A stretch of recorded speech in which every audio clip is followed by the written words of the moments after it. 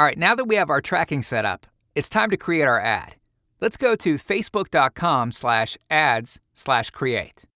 We want to select website conversions because our goal is to get conversions, which in our case are purchases on our Teespring campaign. Let's enter the URL of our Teespring campaign. The conversion pixel we installed earlier is here. Make sure it's selected and click Continue. All right, now it's time to create our ad. To get started, let's remove the default image. We can do much better than that. Now, upload the ad image we created earlier. In order to run an ad in the newsfeed, we need a Facebook page to post the ad. If you don't have a Facebook page, you can always quickly create a new page. For a full rundown, see our video, Making a Facebook Page. I'll use our page, Open Apparel. Now we can edit the headline. The headline is best used to concisely describe our product. For newsfeed ads, we can see that the headline is fairly hidden. But for the right column ad, the headline is much more prominent. We want to capture our audience's attention, and we only have 25 characters to do it in. So we need to include our most important words and ideas. Let's avoid sounding pushy. Remember, people are on Facebook to check in with friends and find relevant, entertaining links. For this ad, let's go with Chihuahua apparel. We could have also gone with something like cute Chihuahua shirt, funny Chihuahua tee. The text area is, not surprisingly, the main text portion of the ad. Let's go over some key points for writing effective text. We found that a call to action is very effective here, something that instructs our audience to click the ad. Use welcoming action phrases such as grab this, support, rep, show your pride, and check out. Think about who you're targeting and what words and language they'll relate to. A good ad appeals to users' emotions in some way. You don't have to use all of the allotted 90 characters. Keep it short. Highlight the limited nature of the campaign or the quality of the products that'll be produced. For our example today, let's go with, a Chihuahua is a little dog with a big personality. Check out our limited edition apparel. The first sentence is meant to connect emotionally with people who like Chihuahuas. But we follow it up with a call to action to encourage people to actually click the link and buy. Now, let's go down to Show Advanced Options. The newsfeed link description puts text in a gray box under the headline in the newsfeed ad. It doesn't show up in the right-hand column ad. This is actually one of the least important aspects of the ad. You can leave it blank if you prefer a cleaner, more minimal look. It's a good place, though, to fill in more detail about the product. Maybe say, available in women's fit and long sleeve tee, or screen printed in the USA. Keep the related page on, as well as desktop newsfeed, right column, and mobile newsfeed ads. Okay, it's time to build our audience. As an advertiser, we have the ability to target over 1 billion people across the globe based on a variety of personal characteristics. This right here is why Facebook is worth over $100 billion. The more we refine our target audience, the better we can tailor our ad and products to the people in that group. Instead of selling a generic grilling shirt to people who like to grill, we can now design a shirt for people who like to grill that are over 45 years old and have graduated with a degree in engineering. This group of individuals is very different than, say, people who like to grill, aged 20 to 30, and have degrees in culinary arts. These two groups behave differently, even though they both like grilling. The point is, Facebook advertising is so powerful because it allows us to define these super specific subsets of people to show our ad to.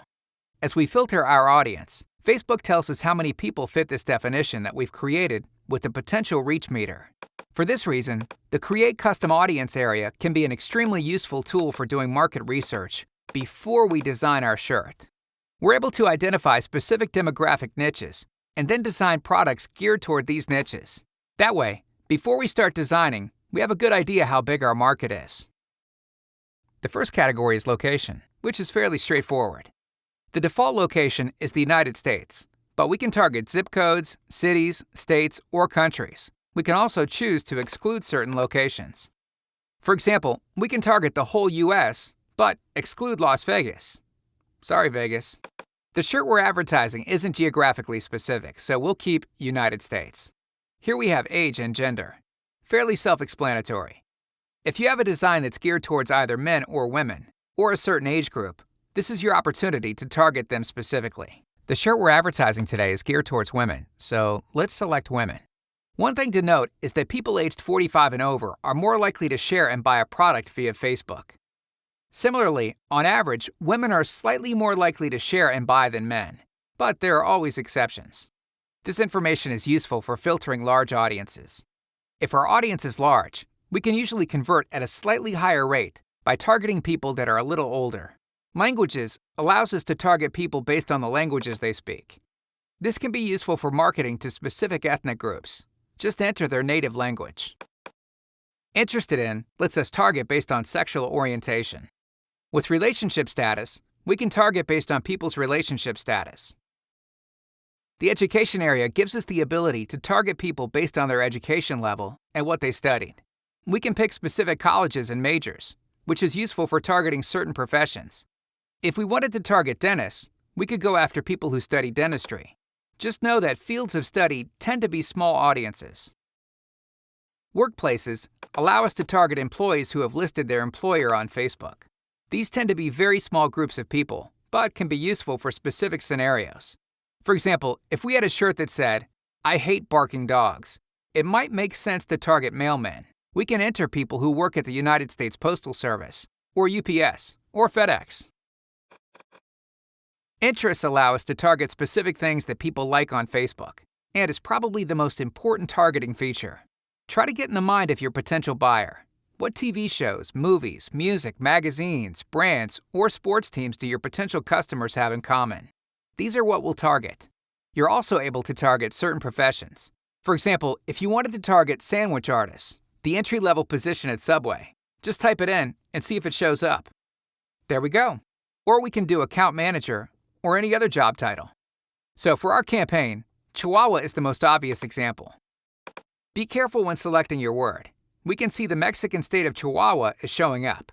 We don't want to accidentally select that. Let's find some other interests for people that would like our shirt. The most famous Chihuahua is probably the dog from the Taco Bell commercials in the early 2000s. So let's add that in. Taco Bell Chihuahua.